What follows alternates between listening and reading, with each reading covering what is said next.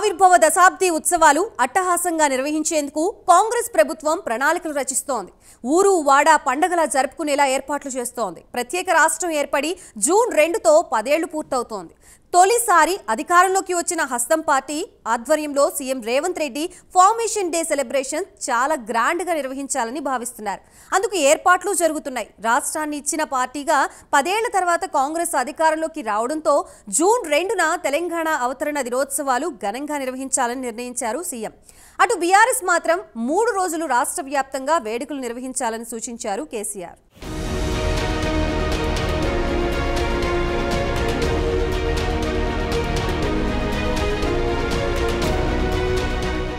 రాష్ట్ర అవతరణ దినోత్సవ వేడుకలను పోటాపోటీగా నిర్వహించేందుకు సమాయత్తమవుతున్నాయి కాంగ్రెస్, బీఆర్ఎస్.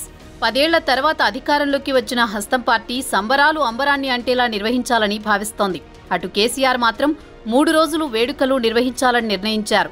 అదే రోజు రాష్ట్ర గీతం, రాష్ట్ర చిహ్నం, తెలంగాణ తల్లి విగ్రహాన్ని ఆవిష్కరించాలని ప్రభుత్వం నిర్ణయించింది. ఈ వేడుకల్లో గీతంతో పాటు రాష్ట్ర రాజముద్ర ఆవిష్కరించే అవకాశం ఉందని చెబుతున్నారు అధికారులు. ఈ వేడుకలకు సోనియా గాంధీని ఆహ్వానించినా కొన్ని అనివార్య కారణాల వల్ల ఆమె హాజరు కావడం లేదని కాంగ్రెస్ వర్గాలు తెలిపాయి. ఫార్మేషన్ డే సందర్భంగా తన సందేశాన్ని పంపనున్నారు సోనియా గాంధీ.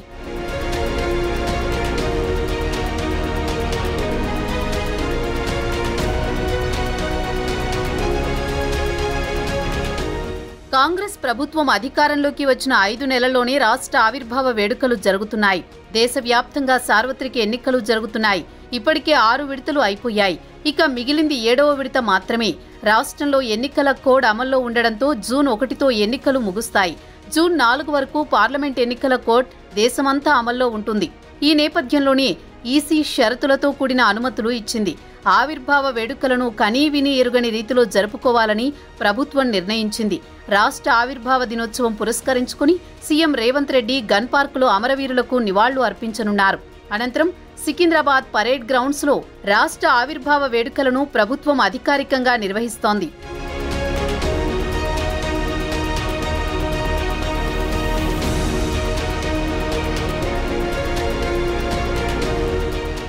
రాష్ట్రంలో పండుగ వాతావరణాన్ని తలపించేలా కళాకారులతో ప్రదర్శనలు ఏర్పాటు చేయాలని ప్రభుత్వం నిర్ణయించింది.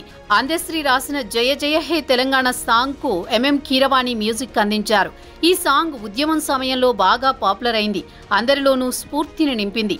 ప్రస్తుతం ఈ సాంగ్ ను 2 నిమిషాలకు కుదించడంతో పాటు కొన్ని మార్పులు చేర్పులు చేస్తున్నట్టుగా సమాచారం. సవరించిన రాష్ట్ర అధికార చిహ్నం తెలంగాణ తల్లి రూపాన్ని కూడా ఆవిష్కరించే అవకాశం ఉంది. ఇప్పటికే ఈ విషయంపై కేబినెట్ నిర్ణయం తీసుకుంది. అందులో భాగంగా జూన్ 2 నాటికి ఆవిష్కరించే అవకాశం ఉన్నట్టు అధికార వర్గాల సమాచారం. ఇక ఉద్యమకారులను ప్రభుత్వం సన్మానించనుంది. దానికి సంబంధించి జాబితాను ప్రభుత్వం ఇప్పటికే సిద్ధం చేసినట్టు తెలుస్తోంది.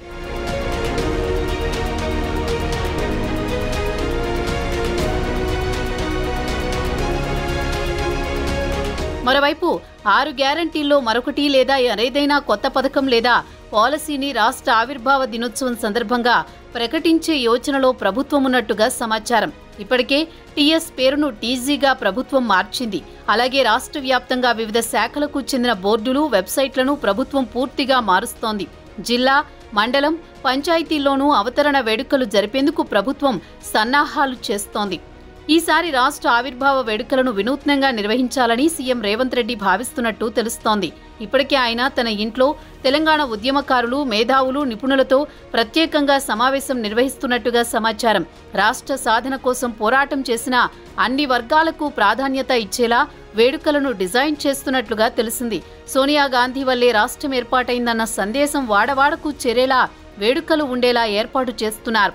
మొత్తానికి అటు కాంగ్రెస్, బీఆర్ఎస్ రాష్ట్ర అవతరణ ఉత్సవాలను గ్రాండ్ గా సెలబ్రేట్ చేసుకునేందుకు సమాయత్తమవుతున్నారు.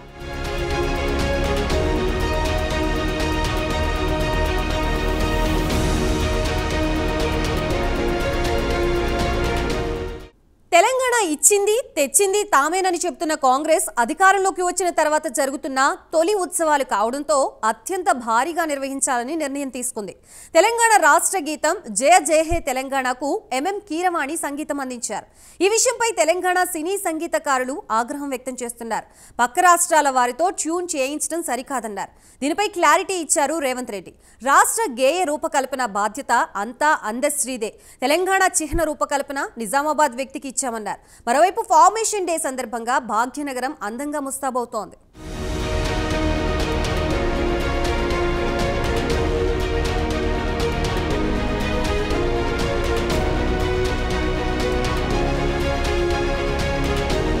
తెలంగాణ అంటే త్యాగాలు. అలాంటి రాష్ట్రంలో రాచరిక వ్యవస్థకు తావులేదన్నారు సీఎం రేవంత్ రెడ్డి.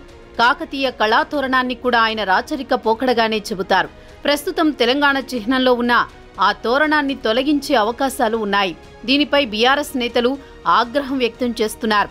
కాకతీయ కళాతోరణాన్ని తెలంగాణ చిహ్నంలోంచి తీసేసే ప్రయత్నం చేస్తున్నారని, దీనిపై వరంగల్ యువత తిరగబడాలని పిలుపునిచ్చారు.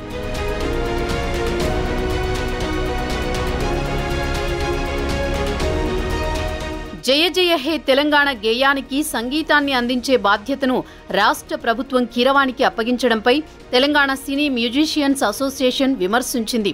తెలంగాణ ప్రజల ఆత్మగౌరవానికి ప్రతీక అయిన జయ జయ హే తెలంగాణ గేయానికి సంగీతం అందించే బాధ్యత పొరుగు రాష్ట్రానికి చెందిన కీరవాణికి ఇవ్వడం చారిత్రక తప్పిదమవుతుందని టీసీఎంఏ నేతలు సీఎం రేవంత్ రెడ్డికి బహిరంగ లేఖ రాశారు. అందశ్రీ రచించిన జయ జయ హే తెలంగాణను తెలంగాణ రాష్ట్ర గేయంగా ప్రకటించి విడుదల చేయడంపై తెలంగాణ ప్రజలు, కళాకారులు ఎంతో సంతోషాన్ని వ్యక్తం చేస్తున్నారని చెప్పారు.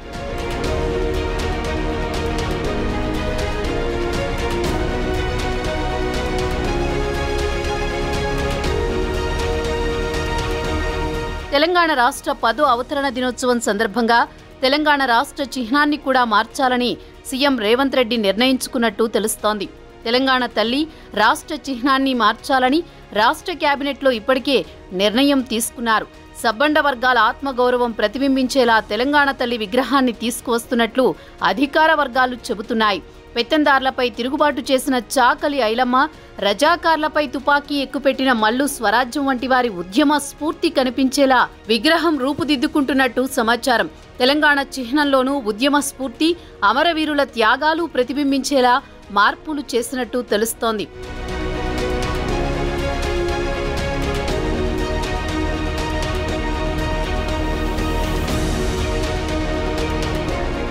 రాష్ట్రం అధికారిక చిహ్నంలో కాకతీయ కళాతోరణం ఉండదని సీఎం రేవంత్ రెడ్డి చేసిన కామెంట్స్ పై బీఆర్ఎస్ వర్కింగ్ ప్రెసిడెంట్ కేటీఆర్ తీవ్రస్థాయిలో మండిపడ్డారు. తెలంగాణలో పరిపాలన పిచ్చోడి చేతిలో రాయిలాగా మారిందని విమర్శించారు. ప్రముఖ కళాకారుడు ఆలే లక్ష్మణ్ తయారు చేసిన రాష్ట్ర రాజముద్రలో తెలంగాణ చరిత్రకి, సాంస్కృతిక వారసత్వానికి, గంగా, జమున, తెహజీబ్కి ప్రతీకలైన కాకతీయ తోరణం చార్మినార్ అంటే అది రాచరిక పోకడనట అని కేటీఆర్ ట్వీట్ చేశారు. కాకతీయ కళాతోరణం చార్మినార్కు మించిన ప్రత్యామ్నాయం వేరేది ఏదైనా ఉందా అని ప్రశ్నించింది బీఆర్ఎస్. వెనుకబడిన తరగతుల నుంచి వచ్చిన కాకతీయ రాజులు ఓరుగల్లు కేంద్రంగా తెలుగు రాష్ట్రాల్ని అత్యంత అద్భుతంగా పాలించారని, చార్మినార్ అంటే హైదరాబాద్, హైదరాబాద్ అంటే చార్మినార్ అని, అలాంటి చిహ్నాన్ని మారుస్తాననడం కరెక్ట్ కాదని చెబుతున్నారు. తెలంగాణ అధికారిక చిహ్నాన్ని మారుస్తామని, అట్లాగే తెలంగాణ ఆర్టీఏలో మనకు వాహనాల మీద టీఎస్ బదులు టీజీ మారుస్తామని, దాంతోపాటు తెలంగాణ అధికారిక గీతాన్ని ఇప్పటివరకు ప్రకటించలేదు కనుక జయ జయ హే తెలంగాణ అనే గీతాన్ని మేము దాన్ని ఆమోదిస్తామని చెప్పి మనకు రేవంత్ రెడ్డి ప్రభుత్వం చెప్పింది. కాంగ్రెస్ ప్రభుత్వం తెలంగాణ తల్లి విగ్రహం మాత్రం ఒక టీఆర్ఎస్ నాయకురాలి పోలికలు ఉన్నాయని చెప్పి ఇటీవలే బహిరంగంగా ప్రభుత్వం ప్రకటించింది. దాని ప్రకారం కొత్తగా తెలంగాణ తల్లి విగ్రహాన్ని కూడా రూపొందిస్తామన్నది. కానీ గత ప్రభుత్వం అవశేషాలు మొత్తంగా ఉండకూడదు అనే భావన సరైనది కాదు. ఎప్పుడు కూడా ప్రభుత్వాలు శాశ్వతం, ప్రజలు శాశ్వతం, సమస్యలు అభివృద్ధి శాశ్వతం, పార్టీలు శాశ్వతం. పార్టీలు ఇవాళ ఉంటాయి, రేపు పోతాయి. ఇవాళ అధికారంలో ఉంటాయి, రేపు అధికారంలో ప్రతిపక్షంలో ఉండొచ్చు. కనుక పార్టీ తీరును బట్టి మనం వచ్చిన ప్రతి పార్టీ కూడా రెడ్డొచ్చ మొదలాడు అని మొత్తం మార్చుకుంటూ పోతే ఎప్పుడు ఏది మిగలదు. కాకతీయుల వారసత్వంగా అంతకుముందు వారికి వ్యతిరేకంగా పోరాడిన ధీర వనితల సమ్మక్క సారక్కలను గౌరవించే సంస్కృతి మనది. అట్లాగే పరస్పర విరుద్ధమైన భావాలు కలిగిన వాళ్ళందరినీ కూడా గౌరవించే సమాజం మనది. కనుక ప్రభుత్వాలు మారినప్పుడల్లా విధానాలు మారడం సరైనది కాదు. గత ప్రభుత్వ విధానాలే కొనసాగిస్తూ ఇప్పుడు వచ్చిన ప్రభుత్వం కూడా మళ్ళీ 10 కాలాల పాటు నిలిచే నిర్ణయాలు తీసుకున్నప్పుడే అది ప్రభుత్వం అనుకుంటుంది. ప్రభుత్వాలకు శాశ్వతత్వం ఏర్పాటు చేయాలి తప్ప ప్రభుత్వాలకు పార్టీ కుచితత్వం ఉండొద్దని నా ఉద్దేశం. దశాబ్ది ఉత్సవాల సందర్భంగా నగరంలోని రోడ్డుకి ఇరువైపులా రంగురంగుల జెండాలను అలంకరించాలని జీహెచ్ఎంసీ అధికారులకు సీఎస్ శాంతకుమారి ఆదేశించారు. పండుగ వాతావరణాన్ని తలపించేలా కళాకారులతో ప్రదర్శనలు ఏర్పాటు చేయాలని సాంస్కృతిక శాఖకు సూచించారు. నిరంతరాయంగా 3 ఫేజ్ విద్యుత్ సరఫరా చేయాలని అన్ని శాఖలు సమన్వయంతో పనిచేసి రాష్ట్ర అవతరణ వేడుకలను విజయవంతం చేయాలని సూచించారు. ఇక ట్యాంక్ బండిపై దాదాపు 80 స్టాళ్లను ఏర్పాటు చేసి స్వయం సహాయక బృందాలకు చెందిన హస్త కళలు, చేనేత కళల స్టాళ్లు ఏర్పాటు చేయనున్నట్లు తెలిపారు.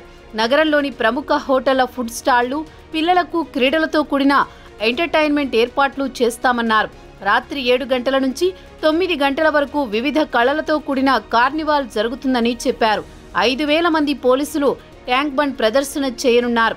ట్యాంక్ బండ్ పై పెద్ద సంఖ్యలో ప్రజలు హాజరయ్యే అవకాశం ఉందని, వారికి ఇబ్బందులు కలగకుండా అధికారులు ఏర్పాట్లు చేయాలని ఆదేశించారు. రాష్ట్ర అవతరణ వేడుకల సందర్భంగా జూన్ 2న ట్యాంక్ బండ్ పై సాంస్కృతిక ప్రదర్శనల అనంతరం బాణాసంచా ప్రదర్శనతో పాటు లేజర్ షో ఏర్పాటు చేసినట్లు సీఎస్ చెప్పారు. అన్ని ప్రభుత్వ కార్యాలయాలను విద్యుత్ దీపాలతో అలంకరించాలని సూచించారు.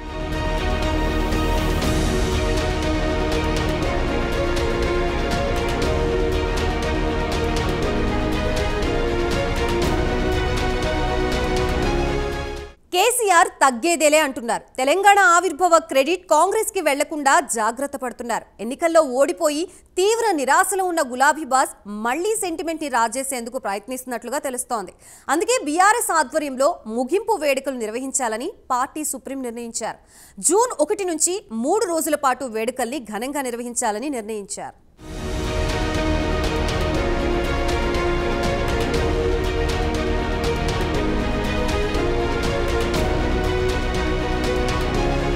తెలంగాణ రాష్ట్ర ఆవిర్భావ దినోత్సవం రోజే అధికార పగ్గాలు చేపట్టిన గులాబీ పార్టీ మొదటిసారి ప్రతిపక్ష హోదాలో రాష్ట్ర అవతరణ దినోత్సవాన్ని నిర్వహించనుంది. జూన్ 2న రాష్ట్ర ఏర్పాటు జరిగి 10 ఏళ్లు పూర్తవుతుంది. 2014 జూన్ 2న మొదలు ఇటీవలి ఎన్నికల వరకు బీఆర్ఎస్ రాష్ట్రంలో అధికారంలో ఉంది. ఉద్యమాన్ని ముందుండి నడిపించిన నేతగా కేసీఆర్ ముఖ్యమంత్రి హోదాలో రాష్ట్ర ఆవిర్భావ దినోత్సవ వేడుకలను నిర్వహించారు. 10వ ఏట అడుగుపెట్టిన సందర్భంగా గతేడాది రాష్ట్ర ప్రభుత్వం ఆధ్వర్యంలో తెలంగాణ దశాబ్ది వేడుకలను ఘనంగా నిర్వహించారు. ఇటీవల అసెంబ్లీ ఎన్నికల్లో బీఆర్ఎస్ ఓడిపోవడంతో ప్రతిపక్షంలో కూర్చోవాల్సి వచ్చింది. దీంతో ఇప్పుడు విపక్ష హోదాలో రాష్ట్ర అవతరణ వేడుకలను నిర్వహించేందుకు గులాబీ పార్టీ సిద్ధమవుతోంది. రాష్ట్ర ఆవిర్భావ దినోత్సవం సందర్భంగా వివిధ కార్యక్రమాలు నిర్వహించాలని భావిస్తున్నారు. క్షేత్రస్థాయి మొదలు రాష్ట్ర స్థాయి వరకు పార్టీ నేతలు, శ్రేణులను వేడుకల్లో భాగస్వామ్యం చేయాలని యోచిస్తున్నారు. వివిధ స్థాయిల్లో వేడుకలు నిర్వహించి వచ్చే నెల 2వ తేదీన పార్టీ కేంద్ర కార్యాలయం హైదరాబాద్లోని తెలంగాణ భవన్లో కార్యక్రమాన్ని ఘనంగా నిర్వహించాలని భావిస్తున్నారు.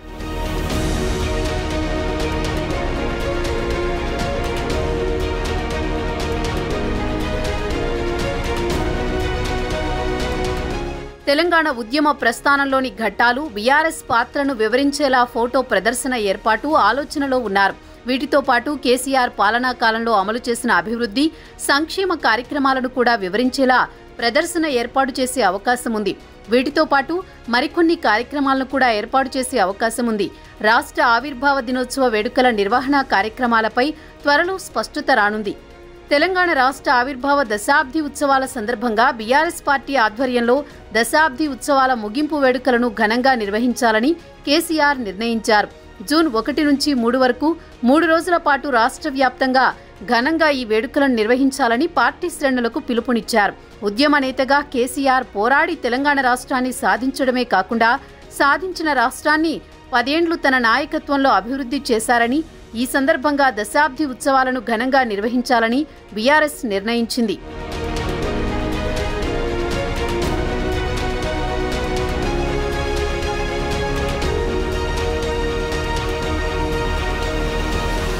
జూన్ 2న తెలంగాణ భవన్లో నిర్వహించే ముఖ్య కార్యక్రమానికి కేసీఆర్ హాజరు కానున్నారు. ఈ వేడుకల్లో తెలంగాణ కోసం ప్రాణాలు అర్పించిన అమరులను స్మరించుకోనున్నారు. వారి త్యాగాలను గుర్తు చేసుకోనున్నారు.